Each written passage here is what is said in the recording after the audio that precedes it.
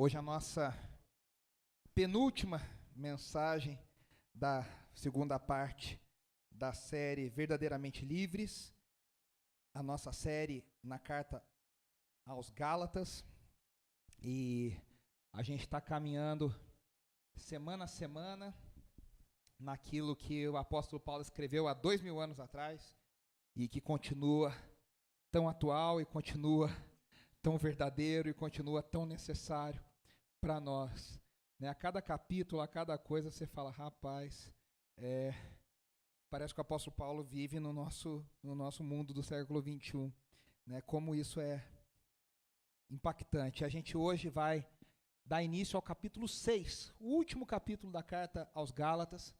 Eu quero lembrar que todas as nossas mensagens dessa série, essa é a 11ª mensagem, todas as outras 10 estão no nosso Spotify, estão no nosso YouTube. Essa semana eu recebi duas mensagens muito legais, de duas pessoas de outros estados, uma do Rio de Janeiro, outra de Minas Gerais, que falaram coincidentemente a mesma coisa. As duas falaram, essa semana eu escutei as 10 mensagens que existiam, eu maratonei as 10. Eu falei, rapaz, vocês estão querendo me ouvir. Ouviram? Não, fui ouvindo, a gente está aqui e graças a Deus, né, pela tecnologia também, porque essa mensagem alcança muitos lugares que a gente nem imagina, e a gente está agora caminhando então para o último capítulo da carta aos Gálatas, capítulo 6, e o tema de hoje é relacionamentos pelo Evangelho, né? O que o Evangelho causa na prática? Na semana passada, a gente falou sobre o fruto do Espírito. Na verdade, o apóstolo Paulo, ele vem trabalhando no capítulo 5, a vida no Espírito, a vida de quem anda pelo Espírito, com a ideia, eu até falei isso aqui na semana passada, com a ideia de que a vida ela é movida pelo poder do Espírito Santo. Eu acho engraçado, né, que a gente tem umas coisas, né, quem conhece um pouco a igreja evangélica brasileira, fala, pentecostal fala muito do Espírito Santo, porque os batistas, presbiterianos, de forma geral, não falam muito sobre o Espírito Santo, como se fosse assim, eles falam do Espírito. Não, a vida cristã só é possível pelo Espírito. Para presbiterianos, luteranos, metodistas, batistas, pentecostais, só existe vida cristã na vida do Espírito, né? E aí eu tenho falado e vou repetir para você que os capítulos 5 e 6, no 1 e no 2, Paulo é muito testemunho pessoal, ele conta uma história pessoal. No 3 e no 4 é doutrina, é pesado. E no 5 e no 6, Paulo está falando como é que essa doutrina se aplica na prática. Qual que é a doutrina? No Evangelho, você só precisa da graça de Jesus. Você só. A gente fala só, parece que é uma coisa simples. Só a graça de Jesus é suficiente para salvar, para transformar. Você não precisa se apegar à lei, você não precisa se apegar à mandinga, você não tem que comprar lugar no céu, você não tem que botar coisa na cabeça, você não tem que se ajoelhar tantas vezes. Você precisa simplesmente da graça de Jesus. Não há lei que salve, não há lei que transforme. Por quê? Porque a gente tem falado, né? Na igreja lá aos Gálatas, da igreja dos Gálatas, na igreja da Galácia, chegaram mestres judaizantes dizendo, muito legal, mas vocês precisam, além de Jesus, seguir Moisés. É Jesus mais Moisés. E Paulo está dizendo, é só Jesus. É só o Evangelho, é só a cruz, é só a ressurreição. Moisés teve um papel, a lei teve um papel, mas esse papel foi superado, esse papel foi vencido. E aí nos capítulos 5 e 6, Paulo está dizendo, essa doutrina corretamente aplicada, ela produz uma maneira correta de viver. O que significa isso na prática? Quem é legalista, ontem eu vi uma frase de um amigo meu que é pastor, e eu concordo muito com ela. Ele diz, pessoas que são muito moralistas e muito legalistas, geralmente, essa é a experiência pastoral dele de muitos anos, escondem os piores pecados. Gente que é muito, isso a gente vê até em novela, até em série, né? Gente que é muito controladora, muito dominadora, gente que é muito legalista, gente que compara muito os outros, que aponta muito o erro dos outros, é porque no fundo está tentando esconder uma podridão que está na sua própria vida. É algo que está tentando esconder algo que está lá no fundo do seu ser, que mantém trancado as 7 chaves. E aí essa expressão é esse legalismo, né? Jesus fala isso muito claramente para os fariseus, né? Eles falam, vocês por fora têm um discurso lindo, pena que o discurso de vocês é morte, porque vocês por fora são bonitos, mas por dentro vocês estão mortos. É isso que Jesus fala. Jesus fala com todas as letras. Vocês não entram no reino dos céus e vocês não deixam ninguém entrar. Isso aqui é coisa mais pesada do que essa. Vocês não entram, ainda fica na porta, ninguém entra. Se eu não vou, ninguém vai. E quantas vezes a gente, sem querer, adota essa postura legalista? Então Paulo está dizendo, quando você entende a verdadeira graça de Jesus, você vai viver de uma maneira leve, de uma maneira tranquila, não no sentido de que é fácil. A gente até falou semana passada, a vida cristã ela não é fácil. A vida cristã ela exige todo o nosso esforço. A luta contra o pecado, ela não é uma luta fácil, ela é uma luta pesada. A gente precisa estar constantemente lutando, a gente precisa estar constantemente alerta. Tinha uma música que a gente cantava antigamente, o Jackson lembra dessa, fala assim, estou pronto, sempre pronto. Você está sempre vigiando, sempre ligado, sempre pronto, porque a vida cristã é uma vida de oposição a esse mundo. É muito mais fácil você seguir a correnteza. Muito mais difícil é você lutar contra ela. Esses dias eu até lembrei eu até fui falar sobre isso numa outra igreja que eu fui pregar essa semana, e eu me lembrei de um exemplo que eu não lembrei de contar aqui. Há uns anos atrás, poucos anos atrás, eu fui fazer um projeto missionário no Mato Grosso. E lá passa o Rio Araguaia. E aí primeiro que eu fui a viagem inteira cantando andei, andei, andei, por causa da novela. E eu falava Rio Araguaia e tal, e tudo aquilo. E aí eu falei, imagina eu adolescente, né? Eu hoje não sou muito normal, adolescente. Eu falava, a gente tem que nadar no Rio Araguaia, a gente tem que nadar no Rio Araguaia. Aí descobri que tinha praia no Rio. E aí o pessoal joga vôlei na praia, no Rio. E aí a gente foi nadar. Rapaz, quando você entra no rio, tem corda no rio inteiro, porque se você não se segurar, a correnteza é muito forte. Mas é muito forte. Né? Não é que nem um mar que você de vez em quando vê uma onda. Não, é uma correnteza constante. E você ficar parado no lugar, você cansa. Eu saí 5 minutos depois exausto. Por quê? Porque para você ficar no mesmo lugar, você está o tempo inteiro se prendendo, se segurando, porque a correnteza te empurra e muito. E aí contaram quantas mortes acontecem, quantas pessoas se afogam, como é triste. Lá em Manaus eu imagino que deva ser uma coisa horrorosa. Né? O quanto as pessoas se afogam e que acham que é tranquilo. Ah, é tranquilo. Não, é forte. E esse é um retrato fiel do que acontece no mundo. Para a gente ficar parado no Evangelho, a gente tem que fazer um esforço, porque a correnteza contra é muito grande. A agenda do mundo em oposição a Deus é muito grande. E a gente, para se manter fiel, a gente precisa gastar uma energia. Então não é um processo de o crente fica contemplando. A gente tem essa coisa, né, que a gente acha que o crente é contemplativo, ele fica lá no alto da montanha, adorando. Legal, tem a parte contemplativa da vida cristã, tudo isso é muito bonito. Mas a vida cristã na prática, na trincheira, na guerra, meu amigo, é luta. Só que ao mesmo tempo, essa luta, ela é ao mesmo tempo leve. Por quê? Porque a gente não luta sozinho. A gente cantou aqui tantas vezes agora hoje, né? A gente luta pelo Espírito, a gente luta no poder do Espírito. E aí é o Espírito que luta em nós. O que a gente faz? A gente só não atrapalha. A gente só não atrapalha. É aquela famosa frase, né? Só não atrapalhando já tá bom. Hã? Se não ajuda, não atrapalha. Muito ajuda quem não atrapalha, dizia minha mãe. Né? Você só não atrapalhar o Espírito Santo. Você se colocar à disposição, você se colocar, como diz, no flow, no fluir. Você entender o que o Espírito está fazendo, você entrar na agenda do Espírito, no que ele quer, no que ele deseja. E aí, mas essa luta então ela se equilibra no difícil, por isso que Paulo fala, vocês corriam, ou seja, vocês estavam na maratona, quem que fez vocês pararem de correr? E a nossa vida cristã muitas vezes é assim, de muitos de nós. E a gente tem momentos, a gente tem uma época que a gente está focado, e de repente você olha para trás e fala, eu me perdi completamente, eu não sei o que aconteceu. Você estava no foco, você tinha uma visão, você queria o que Deus queria. Eu conheço muita gente que na adolescência, nossa, eu vou entregar minha vida para o Senhor, eu quero ser um missionário, eu quero fazer, eu quero acontecer, e de repente se decepciona com alguém, com alguma coisa, e a pessoa perde completamente o foco. E o apóstolo Paulo diria para essas pessoas, vocês corriam tão bem, o que impediu vocês de continuar correndo? O que tirou vocês do foco? O que tirou vocês da vida pelo Espírito?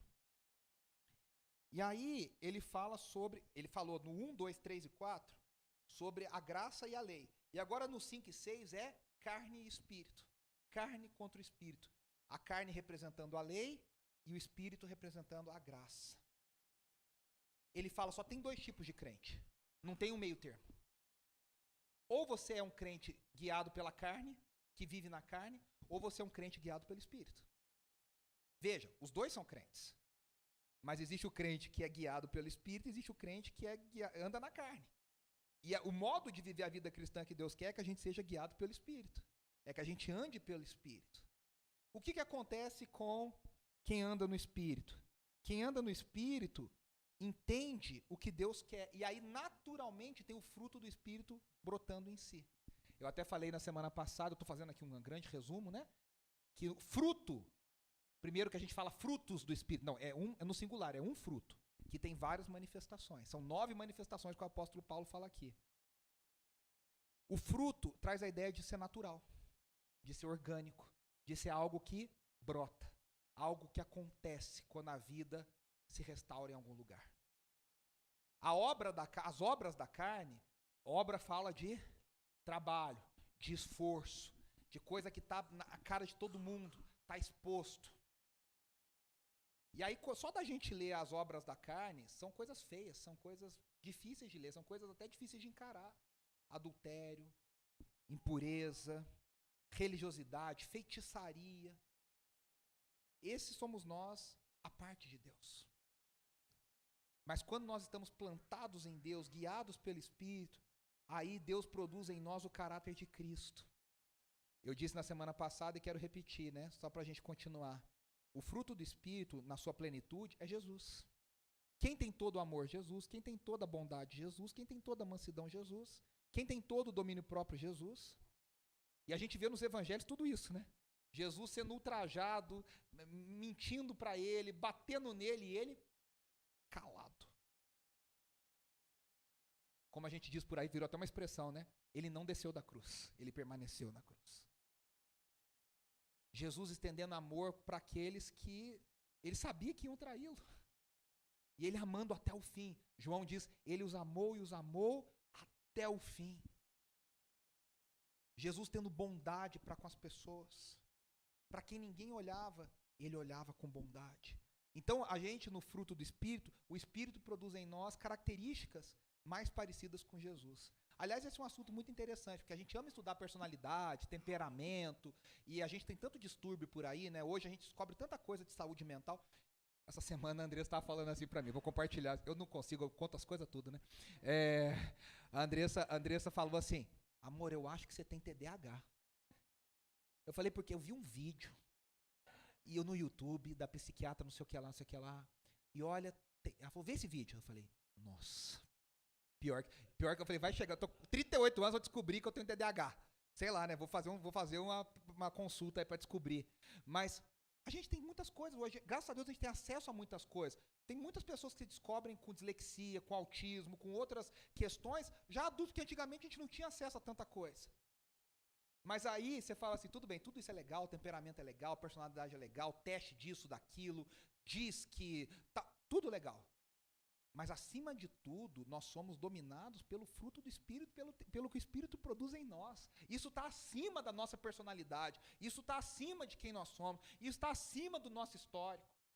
Né? O cristão na carne é Gabriela, eu nasci assim, eu vou viver assim, eu vou morrer assim. Gabriela, né? Esse é o cristão na carne. O cristão no Espírito, ele fala, não, eu nasci assim, eu vivi até aqui assim, mas agora eu sou transformado dia a dia pelo Espírito Santo. A cada dia, até o dia que eu vou me tornar perfeito. Só na glória. Mas a gente persegue, a gente prossegue. Né? E aí, agora a grande pergunta no capítulo 6 que Paulo faz é, como é que seria o fruto do Espírito na prática, nos relacionamentos? Estava falando com a Lilian aqui antes da nossa celebração. Meu sogro sempre, ele deve estar assistindo, ele sempre fala uma coisa. Meu sogro foi gestor, trabalhou em multinacional durante 30 anos. Ele sempre fala, o grande desafio não é encontrar pessoas capacitadas. O grande desafio das empresas, das organizações é encontrar gente que tenha inteligência emocional, que saiba se relacionar. Se relacionar é uma arte, porque a gente, no nosso casamento, na nossa família, a coisa não é fácil. Gente que a gente ama não é fácil, imagina com quem você tem um relacionamento profissional. Né? E aí o que Paulo está dizendo é o seguinte agora no capítulo 6. Como é que a gente pensa o relacionamento a partir do fruto do Espírito? Como é que você se relaciona com você? Como é que você se relaciona com Deus? E como é que você enxerga o outro? E aí, essa é a grande pergunta que ele vai responder nesses primeiros 5 capítulos cinco primeiros versículos do capítulo 6. E eu quero ler aqui Gálatas 6, do 1 ao 5. Eu estou lendo na Nova Versão Internacional, se você tiver aí e quiser ler, se você não tiver, quiser acompanhar aqui comigo, diz assim: Irmãos, se alguém for surpreendido em algum pecado, vocês que são espirituais deverão restaurá-lo com mansidão.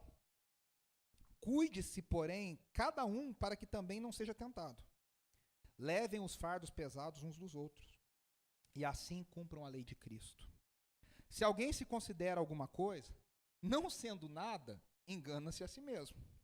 Cada um examine os próprios atos, e então poderá orgulhar-se de si mesmo, sem se comparar com ninguém, pois cada um deverá levar a própria carga. São 5 versículos, mas tem muita coisa para a gente ver aqui. E eu quero que a gente faça isso a partir de agora. Primeira coisa que a gente vê aqui. O versículos 1 e 2, o apóstolo Paulo está falando sobre olhar para os outros humildemente. Olhar para os outros de maneira sábia. Olhar para os outros com mansidão. Olhar para os outros com bondade. A primeira coisa é que Paulo fala de coisas que acontecem na vida real da igreja. A igreja na prática, a igreja real, a igreja nua e crua, é uma igreja onde as pessoas estão pecando.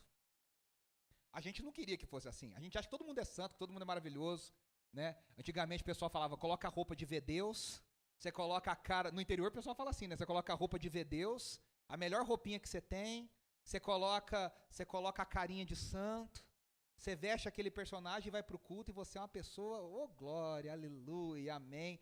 Porque a gente vende essa ideia de que a gente tem que ser santo, de que a gente tem que ser perfeito, de que a gente é um homem de Deus, uma mulher de Deus o tempo inteiro.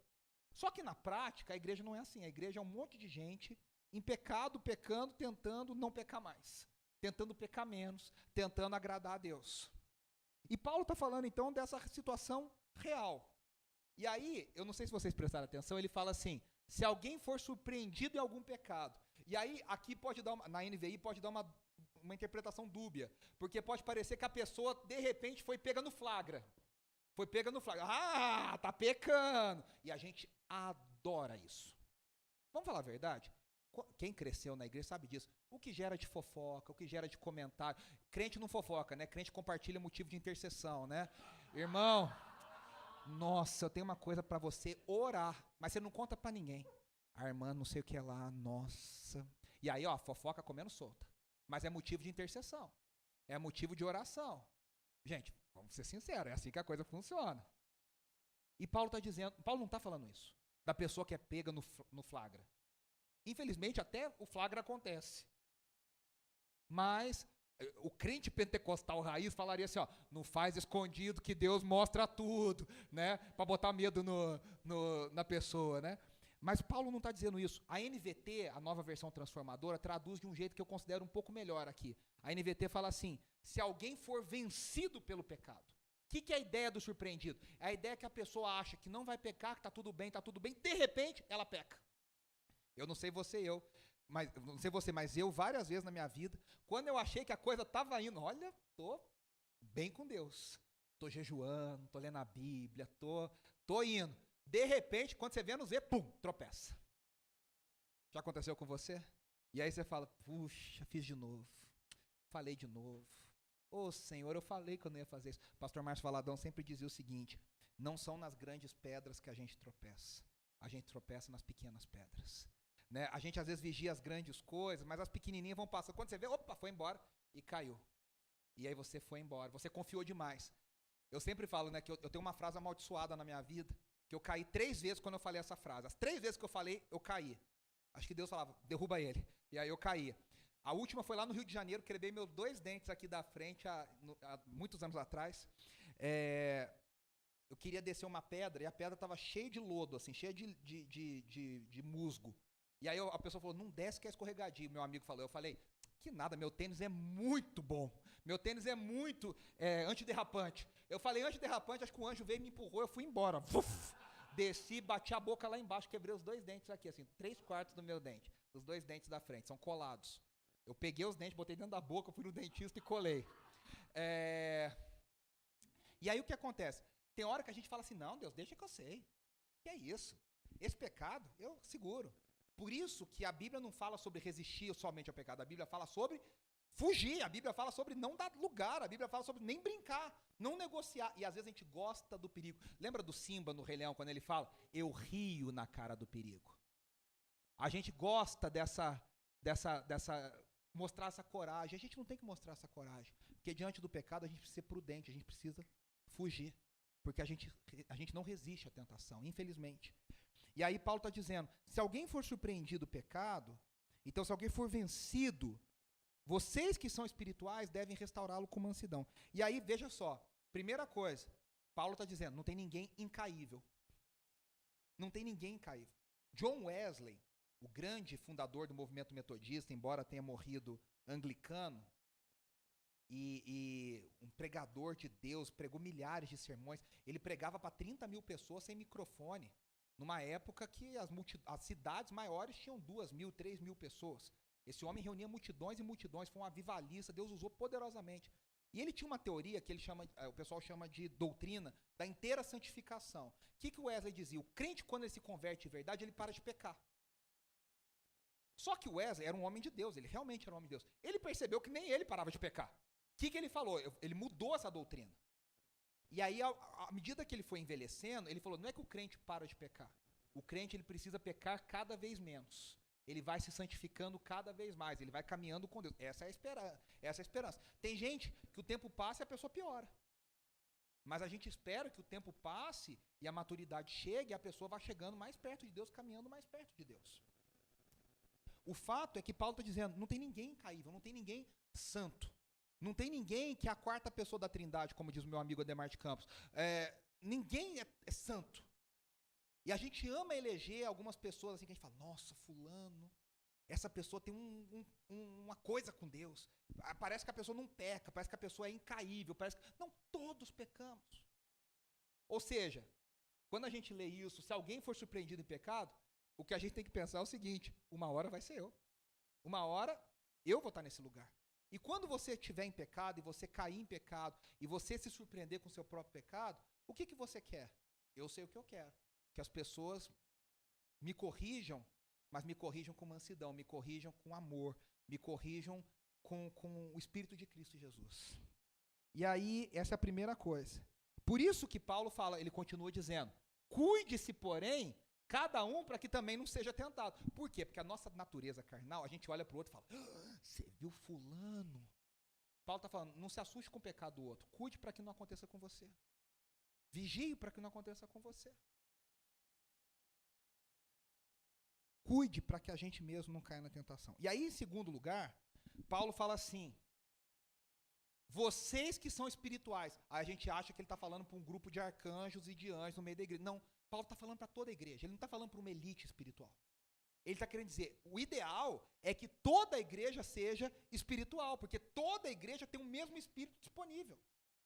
Toda a igreja tem o mesmo acesso ao mesmo Espírito, ao mesmo poder. Então, vocês que andam pelo Espírito, ou seja, todos, vocês devem buscar essa pessoa, restaurar essa pessoa com mansidão. E aí, o que Paulo está falando que a gente deve fazer quando alguém é vencido por algum pecado? Primeira, 2 posturas que a gente deve evitar. A primeira, não fazer nada e fingir que nada aconteceu. Tem gente que fica constrangido com o pecado do outro quando percebe. O que a gente faz? Eu não vi, não estou sabendo de nada, não ouvi nada. E a gente acha que a gente está fazendo bem. No mundo de hoje, cá entre nós, é muito mais fácil para a gente ser omisso. A gente não se compromete, a gente não se coloca em perigo, a gente não entra em furada. Então, hoje, se você vê uma situação difícil, inclusive na rua, assalto, qualquer situação, o que é mais fácil? Fingir que não viu nada e vai embora. Por quê? Porque até para você ajudar, você pode estar caindo num golpe. A verdade é essa, o mundo de hoje é esse. Mas Paulo diz o seguinte, né? Primeiro, não fazer nada está errado. Fingir que nada aconteceu não é amor. Fingir que está tudo bem não é amor. A gente tem 1000 desculpas na nossa cabeça. Quando é para a gente se livrar das coisas, nossa, a gente tem 1000 coisas na cabeça. A cabeça funciona maravilhosamente bem. A gente fala, mas eu não sou pastor. Mas eu não sou líder dele. Mas eu nem sou amigo dela. Mas eu não tenho nada para falar. Você faz parte do corpo. Veja que Paulo não está dizendo, tem uma elite E só essas pessoas podem determinar e falar coisas. Não. Paulo está dizendo, nós somos membros uns dos outros. Ele fala em outros lugares, né? Nós somos o mesmo corpo, ou seja, nós temos a mesma liberdade. A igreja acontece no mesmo nível para todo mundo. É que a gente cria esses cargos, essas coisas. Aí a gente fala, eu não sou fulano de tal, eu não sou apóstolo, eu não sou isso, eu não recebi poder de não sei de quem. E a gente vai se livrando das coisas. Mas nós temos compromisso um com o outro. A gente até cantou semana passada a música da querida Raquel Novaes, o compromisso de edificar, de repartir, de abençoar. A gente tem compromisso um com o outro, a gente é ligado um com o outro. E a segunda coisa que a gente não pode fazer, então, primeiro, fazer nada está errado. E o outro oposto também está errado. Desprezar. Nossa, joga fora, né? Como diria a Sandra de Sá, joga fora no lixo, né? Bota para fora da igreja. Pecou? Chuta. Quantas vezes eu e você já vimos pessoas que faziam parte do louvor, faziam parte de alguma coisa, cometeu algum pecado, geralmente na área sexual, porque a igreja só se importa com pecado na área sexual. E aí que bota no banco, expõe a pessoa, faz a pessoa vir lá na frente contar. Eu já vi isso quantas vezes, acaba com a vida da pessoa. Porque a gente tem essa postura legalista. Então a gente não deve não fazer nada e também não deve desprezar. Qual que é a postura correta? Paulo fala, restaurar. O que é restaurar? Restaurar é pegar a pessoa e levantar. A ideia do verbo no grego é pegar e botar de pé de novo. É você fazer a pessoa se levantar. Imagina uma pessoa que tropeça e cai. E aí você está ali, você fala, peraí, vou te ajudar a levantar e vou te colocar em pé de novo. Isso é restaurar a pessoa. É você restaurar a pessoa a dignidade dela, é você restaurar a pessoa a posição dela de igual. E aí não basta só restaurar, é restaurar com mansidão. E aí mansidão, se você se lembra, é das manifestações do fruto do Espírito. Aqui já é o fruto em ação. Em outra carta, Paulo diz assim, quando a gente fala a verdade em amor. Porque a verdade sem amor, ela é legalista. E o amor sem verdade é frouxidão. É passar a mão na cabeça. Então, o que tempera a verdade? O amor. E o que tempera o amor? A verdade. A gente restaura, mas a gente é firme. Olha, você errou. Você está errado. Muitas igrejas hoje nem falam a palavra pecado. Tem medo de falar. Pecado não é politicamente correto.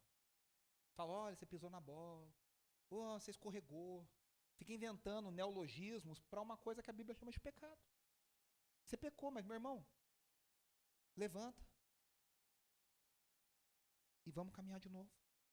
Isso é mansidão, é bondade, é você estender graça para alguém.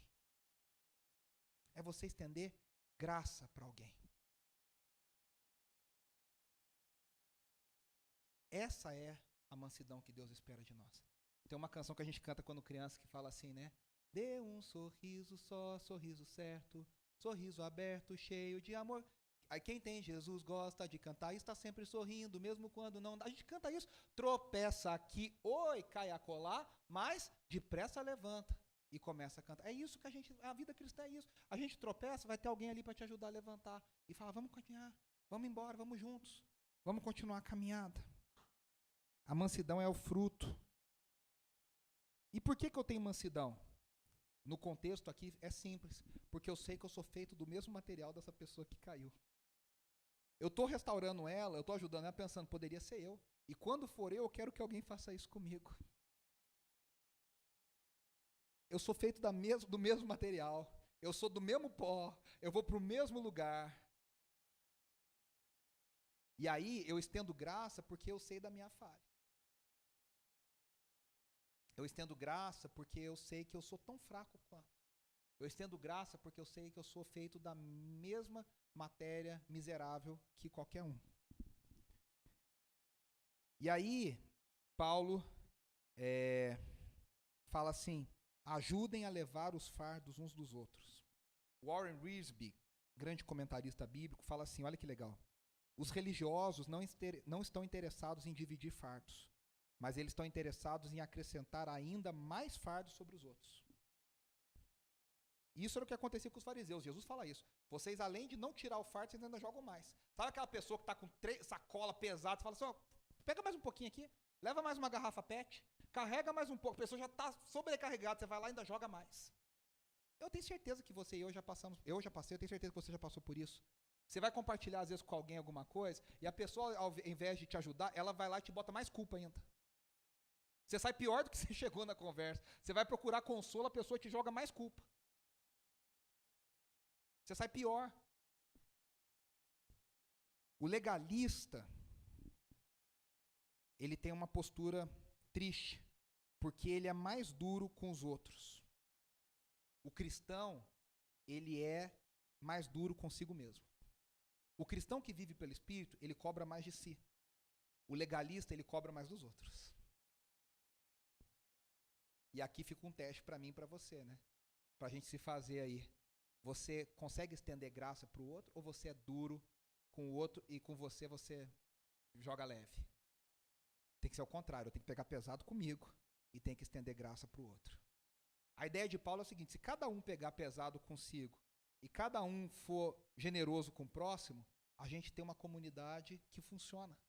Porque todo mundo se leva a sério, mas todo mundo estende graça para o próximo. É uma comunidade funcional.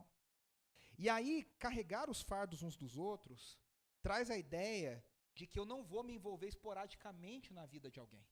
Traz a ideia de um compromisso, de uma aliança, de uma amizade, de um discipulado. O que falta na vida cristã?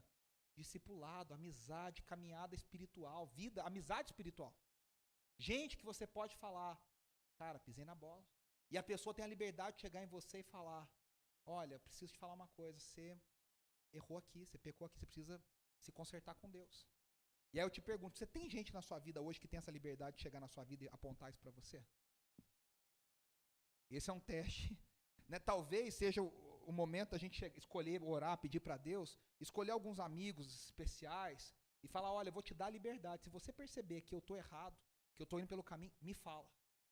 Eu estou te dando. Por quê? Porque o mundo de hoje todo mundo é cheio de muito dedo, ninguém fala nada com o outro, a gente tem medo de invadir a privacidade do outro. Mas a igreja de Jesus, ela é fundamentada num relacionamento que um cuida do outro em amor. A diferença é que eu sei que essa pessoa não quer me derrubar. Eu sei que ela não quer o meu mal, ela está falando porque ela me ama, porque ela quer o meu bem. E isso faz toda a diferença. Pensa quando você recebe a crítica de alguém que você sabe que te ama, e pensa quando você recebe uma crítica de alguém que você sabe que quer o teu mal. É completamente diferente. Na igreja, teoricamente, a gente deveria, todo mundo, buscar o bem um do outro. E aí eu tenho a liberdade de falar em amor, olha, muito bom, mas você está errado. Algumas vezes isso aconteceu na minha vida. Eu tive pessoas mais velhas, gente da minha idade e gente até mais nova, que em algum momento da minha vida chegou e falou assim, muito legal, muito bacana, mas deixa eu te falar um negócio, você está errado. Aí no primeiro momento a gente não gosta, a gente retruca, a gente rebate, eu pelo menos, né?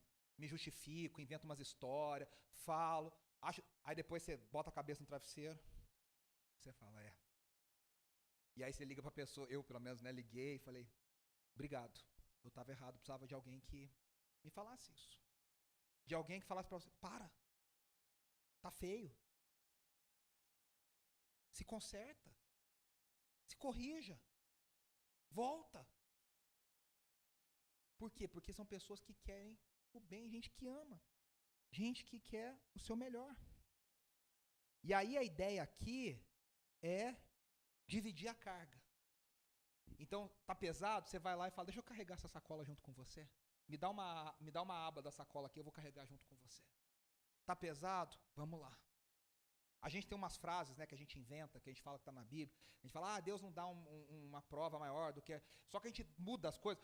Muitas vezes, Deus permite algumas provas que são pesadas, mas a ideia é que chegue gente para carregar junto, para compartilhar, para falar, olha, eu estou com você, nós vamos caminhar junto.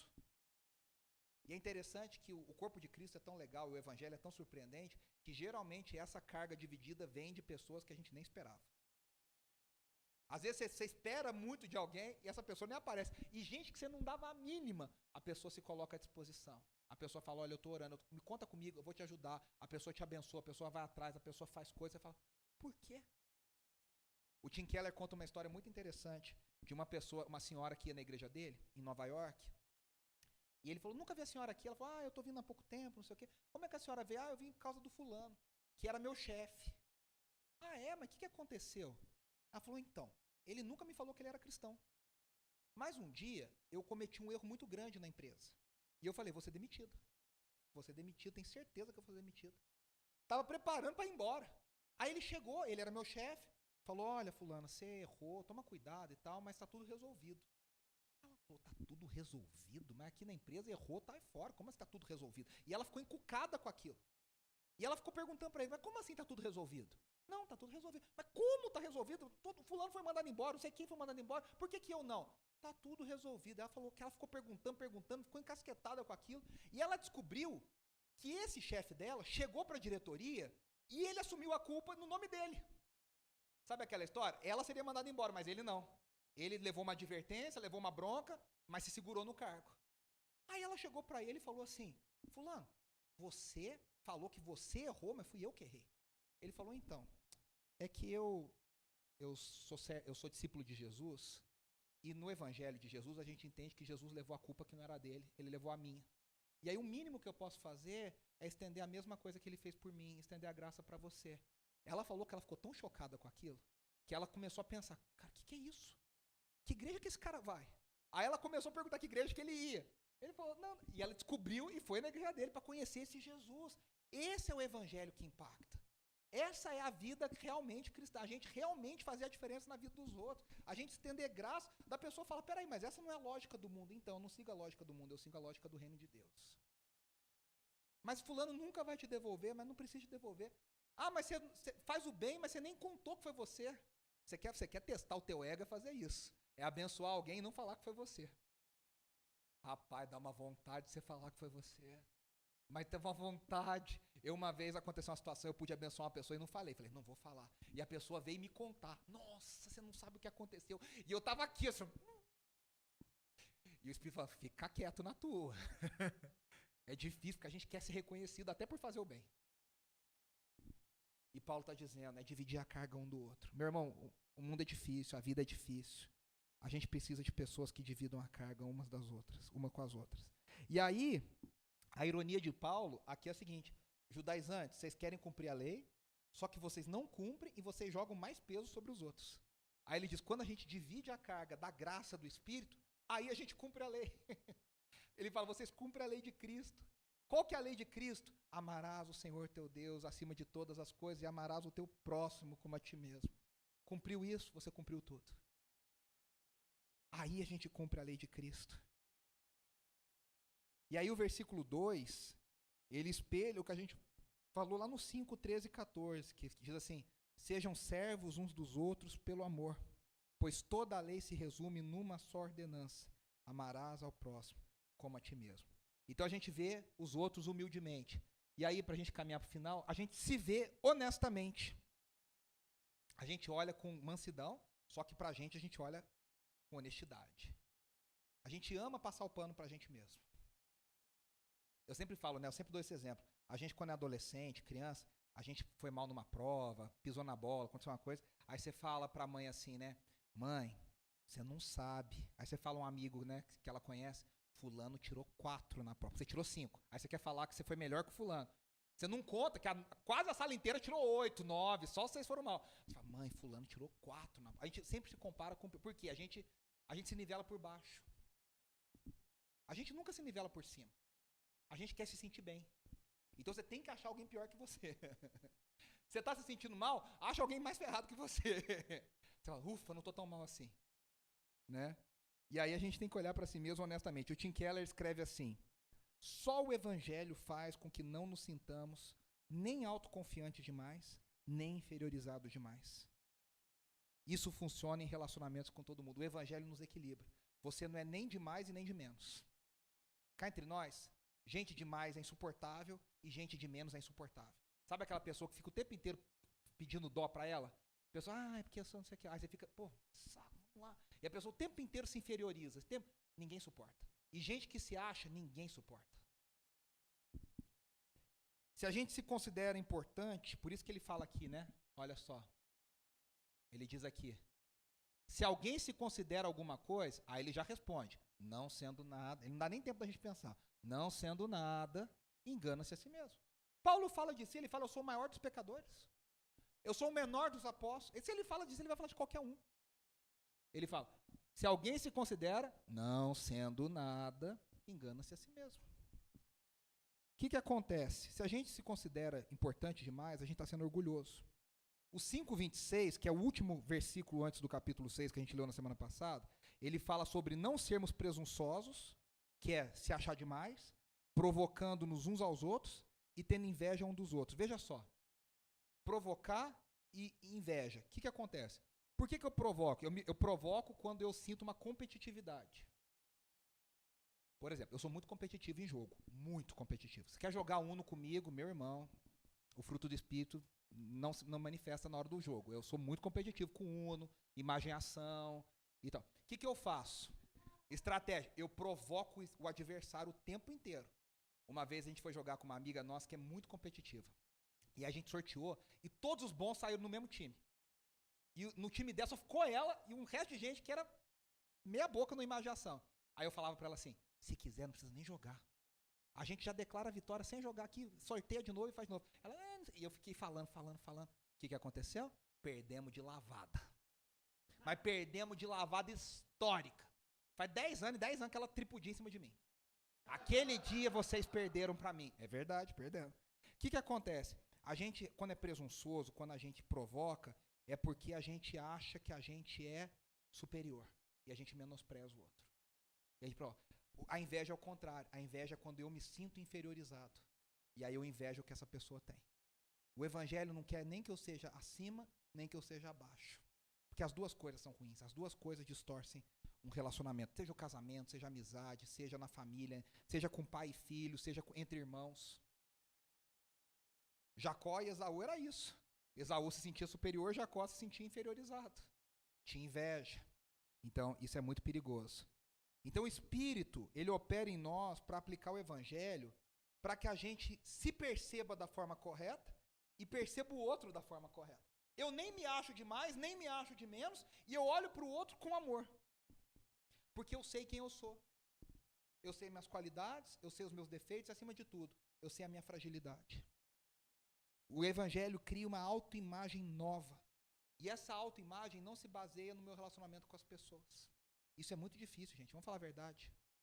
A gente está o tempo inteiro se comparando, a gente está o tempo inteiro no mundo competitivo que a gente vive, que a gente é estimulado a competir desde a escola. A gente na creche já está competindo. Só na igreja que não competia. Eu tinha uma raiva. Gincana de EBF. Você competia a semana inteira, vai perder ponto, vai não sei o que lá, faz isso, faz aquilo, você se matava. No final, o vencedor é Jesus. Jesus não está na equipe. Jesus não está na gincana. Jesus não está na gincana. Porque o mundo, a gente é competitivo, a gente é treinado para ser competitivo. No seu trabalho, falam para você, passa por cima, vença. Quantos chefes têm como estratégia botar competitividade entre um e outro? Quantos times de futebol o cara fala, eu preciso de 2 por posição para um tentar roubar o lugar do outro, para um tirar do outro melhor? Eu vi o documentário do Michael Jordan, lá, o The Last Dance. O Michael Jordan era maluco, surtar, por isso que ele chegou no nível que ele chegou. Só que todos os colegas dele falam, você não consegue jogar 2, 3 temporadas ao lado do Michael Jordan. Você joga 2, fica maluco e vai embora. Joga 2, fica maluco. Porque o cara era um nível de competitividade que ele inventava inimigo. Ele falava, fulano, ele conta isso no documentário. Fulano falou que a gente não sei o que lá. Não tinha falado nada, mas ele inventava. Aí o time, a gente vai pegar esse cara, a gente vai derrotar. Ele inventava a crise para poder tirar o melhor dos caras. Isso não é o Evangelho. Só que a gente vive nesse mundo. Aí, quando a gente aplica o Evangelho, parece que a gente é tonto, parece que a gente é bobo, parece que a gente é ingênuo. Mas não, meus irmãos, esse é o Evangelho. E aí o John Stott fala assim, a nossa conduta para com os outros é determinada pela opinião sobre nós mesmos. Se eu me acho demais ou se eu me acho de menos, eu vou tratar o outro de forma distorcida. Eu preciso me achar na medida para tratar o outro com bondade. Aqui parece que Paulo está dizendo que se a gente não toma o fardo uns dos outros, é porque a gente tem uma atitude de superioridade. Eu me acho demais. Eu só me relaciono com o outro se o outro me traz algum benefício, se o outro me traz algum prazer. Se tem algum sacrifício, eu pulo fora e vou embora, eu descarto. A Bíblia fala rapidamente, eu quero ler aqui, ó, sobre auto-engano. Provérbios 26:12. Você conhece alguém que se julga sábio? Há mais esperança para o insensato do que para ele. Provérbios está dizendo, é melhor você ser insensato do que se achar sábio. Lucas 18:11-12. Olha, isso aqui é dose, hein? O fariseu em pé orava no íntimo. Isso aqui é Jesus contando uma história. Deus, eu te agradeço porque eu não sou como os outros homens. Ladrões, corruptos, adúlteros, nem mesmo como esse publicano. Jejuo 2 vezes por semana e dou o dízimo de tudo quanto ganho. Jesus fala que o publicano orava pedindo misericórdia. Aí Jesus termina a história dizendo, quem foi alcançado, quem foi justificado? O publicano. O fariseu que se achava, não precisa de Deus, ele já se salvou. Quantas vezes a gente é assim, né? Senhor, obrigado porque eu não me junto com essa gentalha. Né? Obrigado porque eu não sou que nem fulano. A gente vive assim muitas vezes. Romanos 12:3, o apóstolo Paulo fala assim, pois pela graça que me foi dada, digo a todos vocês, ninguém tenha de si mesmo um conceito mais elevado do que deve ter. Mas pelo contrário, tenha um conceito equilibrado, de acordo com a medida da fé que Deus lhe concedeu. Medida da fé que Deus concedeu é o que Deus deu para você, é para você. Não adianta você pensar, mas fulano faz... Deus pediu aquilo? Ótimo. De você ele pediu outra coisa. Você não vai prestar conta pelo que Deus pediu para o Fábio, eu vou prestar conta pelo que Deus pediu para mim. O Fábio não vai prestar conta porque Deus me deu. Ele vai prestar conta pelo que Deus deu a ele. E assim cada um de nós. O último aqui, 1 Coríntios 3:18. Não se engane. Se algum de vocês pensa que é sábio segundo os padrões dessa era, deve tornar-se louco para que se torne sábio. A gente tem que ter uma autoimagem correta. O C.S. Lewis tem uma frase muito boa, ele diz assim, humildade não é pensar menos de si mesmo, é pensar em si mesmo cada vez menos. A verdadeira humildade cristã é que você pensa cada vez menos no que você precisa e você gasta mais tempo pensando no próximo, pensando no outro. Um sinônimo de maturidade cristã é isso, você consegue pensar mais no outro do que em você. E aí, até coloquei aqui, quando a gente... Opa, peraí aqui. Não, é aqui. Quando a gente olha o versículo 2 e a gente olha o versículo 5, eu não sei quem prestou atenção e pensou isso no começo, parece que eles falam duas coisas contraditórias. O 2 fala, levem os fardos pesados uns dos outros. E o último fala, pois cada um deverá levar a própria carga. Aí você fala, peraí, mas eu levo a minha própria carga ou divido a carga com o outro? As duas coisas, porque Paulo está falando de duas cargas diferentes. Você divide a carga, que a gente já falou, e você leva a sua. Qual sua você leva? O 5 é explicado pelo 4. Olha o que o 4 diz. Cada um examine os próprios atos, e então poderá orgulhar-se de si mesmo, sem se comparar com ninguém, pois cada um deverá levar a própria carga. Primeiro que no grego são duas palavras diferentes. A primeira, do versículo 2, é baros, e traz uma ideia de uma carga pesada. Carga pesada não é cilada bino, né? Isso não. É uma carga pesada. É difícil, então você divide, você compartilha. A última escreve portion, não sei como pronuncia, é a palavra que Jesus usou para falar sobre o fardo dele, que é leve. Então o que acontece?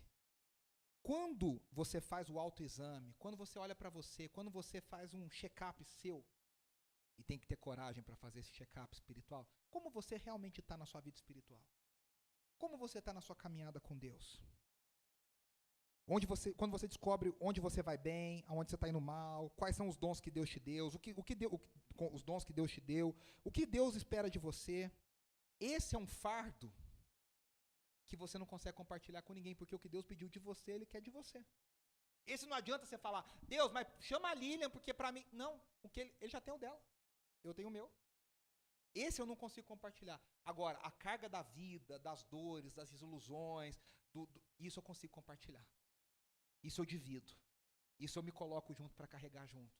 Vamos lá, vamos compartilhar. Então, quando eu entendo que há um fardo que é só meu, eu faço esse autoexame e aí eu me orgulho de mim mesmo. Mas sabe o que eu me orgulho de mim mesmo? Eu descubro que nada é por mim, é tudo pela graça de Deus. Tudo é pela graça de Deus. Aí eu tenho orgulho não de mim, eu tenho orgulho da graça de Deus em mim.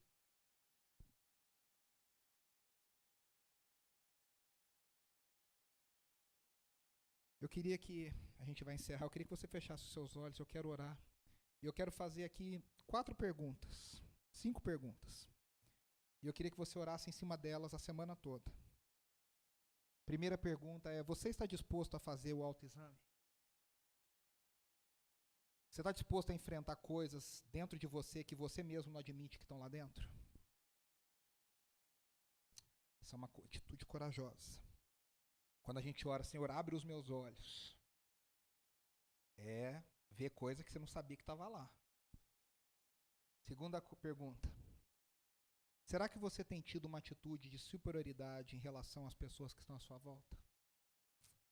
Se sim, e eu vou fazer essa pergunta para mim a semana inteira também, é para a gente pedir perdão. Ou será que você tem tido uma atitude invejosa porque você se coloca abaixo de fulano, de ciclano, do seu colega de trabalho, do seu familiar, do seu cônjuge? Lembre-se, você não pode se sentir nem superior, nem abaixo. O Evangelho nos equilibra. Nós somos miseráveis pecadores, mas nós somos filhos amados de Deus ao mesmo tempo. Quarta pergunta. Como é que você pode dividir as cargas com as pessoas que estão perto de você? Como é que você pode abençoar alguém? Como é que você pode olhar para a dor do outro, para o peso que o outro carrega? E por último, como é que eu e você podemos estender amor e mansidão para alguém que está enfrentando algum pecado? E aqui a gente precisa de sabedoria de Deus para falar: Senhor, me dê sabedoria para restaurar essa pessoa em amor, em mansidão, como Jesus faria. Como Jesus fez com aquela mulher que foi pega em adultério. Como Jesus fez com tantas pessoas. Vá e não peques mais. Que a gente tenha essa graça, Senhor. Obrigado porque o Teu Evangelho, ele é o equilíbrio necessário para nós. Obrigado porque o Teu Evangelho, ele nos humilha e o Teu Evangelho nos exalta. Obrigado porque na Tua graça e pelo Teu Espírito nós encontramos o verdadeiro valor que nós temos e nós encontramos a verdadeira fragilidade que nós temos. Senhor, que a gente aprenda a estender graça na vida daqueles que estão à nossa volta. Que a gente como igreja cuide um do outro, que a gente ame um ao outro, que a gente estenda mansidão e graça, restauração na vida um do outro. Senhor, cura as nossas emoções, cura a nossa autoestima, cura o nosso foco, para que a gente nem se ache de mais e a gente nem se ache de menos.